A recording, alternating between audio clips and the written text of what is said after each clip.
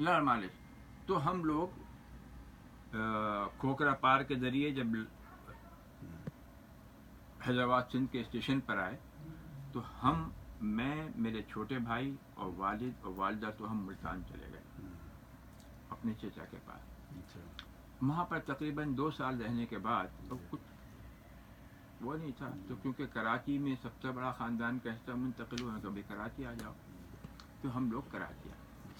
اچھا, میرے دادا مرحوم پاکستان بننے سے پہلے حج پر تشریف لائے تھے, اور حج سے پہلے ان کا مکہ میں انتقال ہوا اور جنت المعلا میں مدفون ہے. والد صاحب بھی پاکستان بننے سے پہلے حج کر چکے تھے.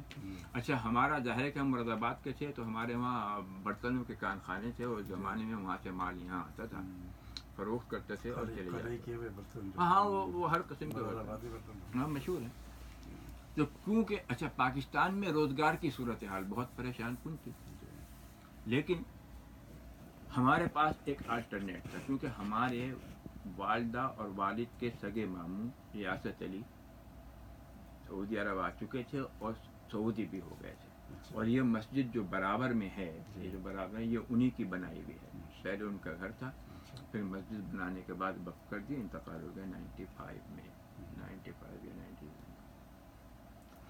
تو ظاہر ہے کہ ہم لوگوں نے کہا کہ بھائی وہاں تو کچھ معاملہ ہے نہیں, تو والد صاحب 53 میں آ گئے اور 54 میں ہمیں بلا لیا, میں, میری والدہ اور میرے ساتھ. اچھا, ہم 2 بھائی تو پاکستان سے آئے تھے, پھر 7 بھائی اور 1 بہن یہاں پیدا ہوئی, تو 9 بھائی اور 1 بہن. لیکن 1 بھائی کا انتقال ہو گیا, تو اب ہم 8 بھائی اور 1 بہن ہیں. اچھا, اب میں اپنی تعلیم کے بارے میں بتا دوں. جس کو ان پڑھ کہتے ہیں نا, اصلاً میں وہی ہوں. اس لیے کہ نہ تو میں نے پہلی جماعت عربی کی پڑھی, نہ فارسی کی پڑھی, نہ اردو کی پڑھی, نہ انگریزی کی پڑھی, لیکن خود تعلیمی پڑھنے کا شوق, خاندانی پس منظر اور تربیت والدین کی نے مجھے اس قابل بنایا کہ پڑھتے پڑھتے پڑھتے پڑھتے, ظاہر ہے کہ استعداد تو ہوتی ہے, اب چاہے آپ کالج میں بیٹھ کے پڑھ لیں یا اپنے طور سے پڑھ لیں.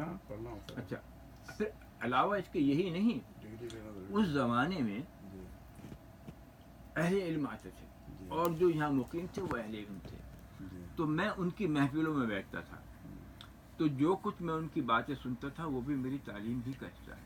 تو میرے پاس تو پہلی جماعت کی سند تو نہیں ہے, لیکن جب میں نے کام کیا تو ہمدرد یونیورسٹی نے مجھے پی ایچ ڈی کی اعزازی ڈگری دی. اصل ڈگری تو اس میں بند ہے, اس کا عکس وہاں پر لگا ہوا ہے. تو بھائی پاکستان گیا میں ایک مرتبہ, جب مجھے پی ایچ ڈی مل چکی, تو پیرزادہ قاسم تو میرے دوستوں میں ہم عمر بھی ہیں. جب میں آیا, السلام علیکم, آئیے ڈاکٹر صاحب. میں نے کہا خدا کے لیے پیرزادہ بھائی آپ تو ڈاکٹر نہ کہیے, آپ تو مجھے جانتے. کہنے لگے میاں آپ کو اندازہ نہیں ہے, ڈاکٹر تو میں بھی ہوں, یعنی وہ تو آپ کی ڈگری میری ڈگری سے بہت اہم ہے.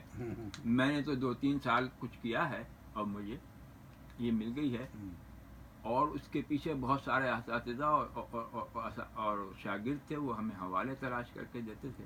اور یہ بات انہوں نے اپنی ایک تقریر میں کہی بھی ہے اور ویڈیو پہ محفوظ بھی ہے. لیکن آپ کی ڈگری مختلف ہے, کہنے لگے ہاں, اور یہ کہ اعزازی ڈگری ہر کسی کو نہیں ملتی. خیر 20 سال میں نے اچھا پڑھتے پڑھتے پڑھتے پڑھتے فارسی کی طرف بھی توجہ ہو گئی. تو سعدی کو اور خیام کو اور حافظ کو اور یہ ابو طالب کریم, رومی, عرفی, خسرو, کلیات خسرو, ان لوگوں کو پڑھتے پڑھتے تھوڑی سی شد بدو فارسی میں بھی ہو گئی. دیوان غالب میں پڑھتا تھا, آپ نے بھی پڑھا ہوگا, اور بارہا وہ شعر آپ کی نظر سے گزرا ہوگا کہ طرز بے دل میرے کا کہنا اسد اللہ خان قیامت. میں جب بھی یہ اور دیگر شعروں پر آتا تھا تو میں یہ کہتا تھا کہ الہی یہ بے دل کون ہے, کیونکہ بے دل نام کا کوئی شاعر نہ اردو میں اتنا اہم ہے کہ جس سے غالب متاثر ہوں, نہ فارسی میں اس وقت تک میرے علم میں نہیں تھا، لیکن فارسی میں بھی وہ ایک ہی بیجر ہے، دوسرا نہیں ہے، ایک ہی بیجر ہے کہ جس سے اقبال بھی متاثر ہوں، غالب بھی متاثر ہوں. غالب بیجل کو مرشد کامل کہتے ہیں، مجھ پر کیا ہے مرشد کامل نے راجپال. خیر اچھا، ہمارے استاد محترم مرحوم انتقال ہو گیا، احمد جمال صادق. ان کا تعلق ویسے تو بہار سے تھا، پاکستان چلے گئے. ارے تو پھر تو آپ قیصر امام کو بھی جانتے ہوں گے. قیصر امام نہیں، وہ ان کے چچا زاد بھائی تھے. قیصر امام تو ابھی امریکہ میں ہیں اور یہاں پر 25-30 سال یہاں پر رہے ہیں. ارے واہ، تو آپ کا کیسے تعلق؟ وہ بھی آپ ان کو جانتے ہوں گے. نہیں ان کو نہیں مانتے. معراج الدین صاحب تھے اس میں جدہ میں. جدہ میں ہاں. خیر وہ تو نوکری پہ تھے، وہ ادب میں نہیں تھے. وہ زیادہ خیر شاید نہیں جان. تو احمد جمال صادق تھے. بڑے نفیس آدمی. میں نے 50 سال ان کی شاگردی کی ہے ماشاء اللہ. اور 2012 میں وہ سعودی ہو گئے تھے بات کو، اور بہت اہم پوسٹ پر چلے گئے واپس. پتہ نہیں اکیلے تھے، طبیعت بھی خراب تھی تو آخر میں چلے گئے تھے. کلام نہیں چھپا. ارے بھائی وہی تو میں، ان کے بچے نہایت نالائق ہیں. اور میں آپ سے سچ کہہ رہا ہوں، سعدی اور زہیر 2 لڑکے اور ایک وہ بیٹی ہے، سعدیہ ہے کچھ کر کے نام ہے. نہیں سعاد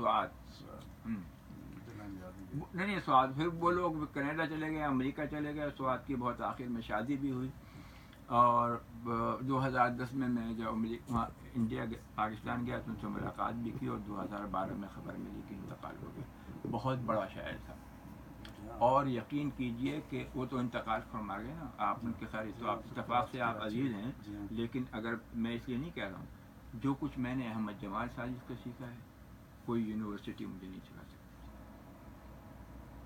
اور بڑے سخت مزاج تھے. ارے بھائی نہ پوچھیے. بولنے کا انداز بڑا اچھا تھا، نفاست ایسی. ارے بھائی ہر بکرات زبان تھے. تو بھائی میں ان کا شاگرد ہوں، اور آج بھی شاگرد ہوں، اور میں ہمیشہ استاد ہی کہتا ہوں اور لکھتا ہوں اور ان کا ویسے احترام کرتا ہوں. اس لیے کہ مجھے انہوں نے بات شاعری کی نہیں ہو رہی، بھائی ان کے ساتھ بیٹھ جائیے اور جو گفتگو شروع کرتے تھے.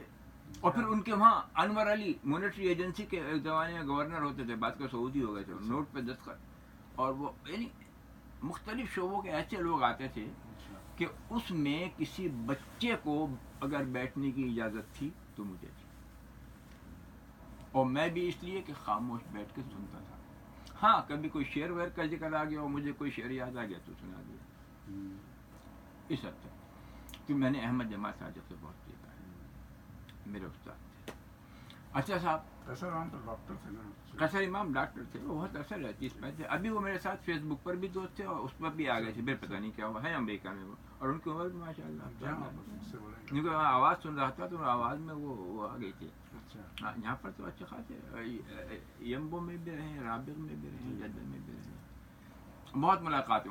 ان کے بڑے بھائی وہ جو تھے اختر امام، وہ آیا کرتے تھے سیلون میں آیا کرتے تھے، احمد صاحب کے وہاں ٹھہرتے تھے. بلکہ ان پر میں نے ایک مضمون بھی لکھا ہے، کیونکہ ایک تقریب تھی تو احمد صاحب نے بلایا. میں نے آپ کا وہ دیکھا، وہ آپ کی نظم ہے ان کے اوپر جو تاریخ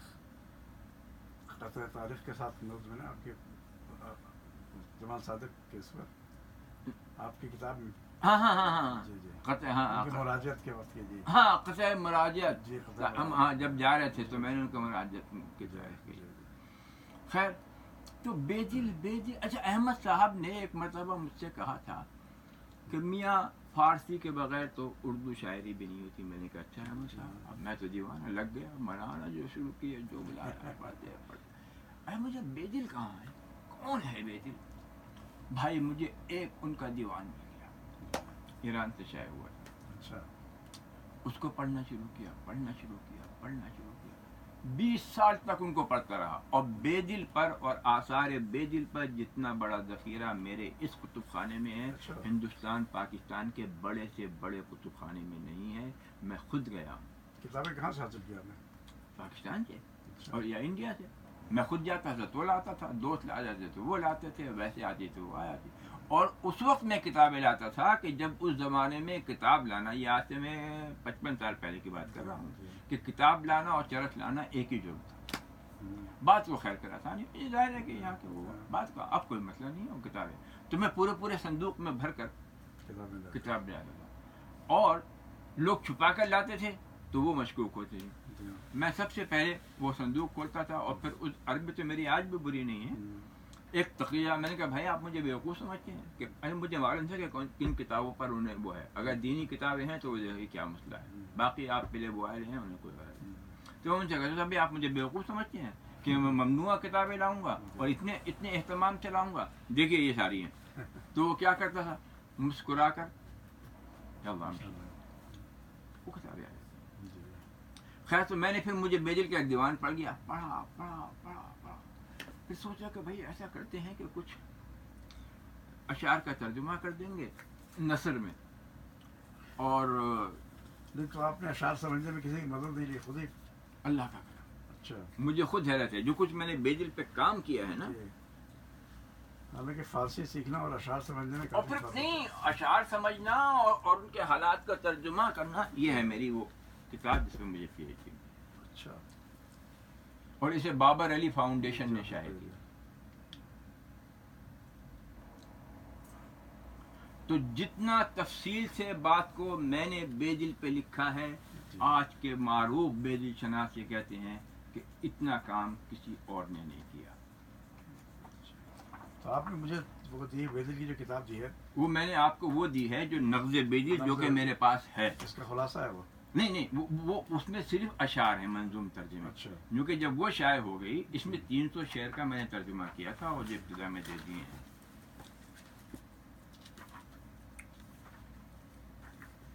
اچھا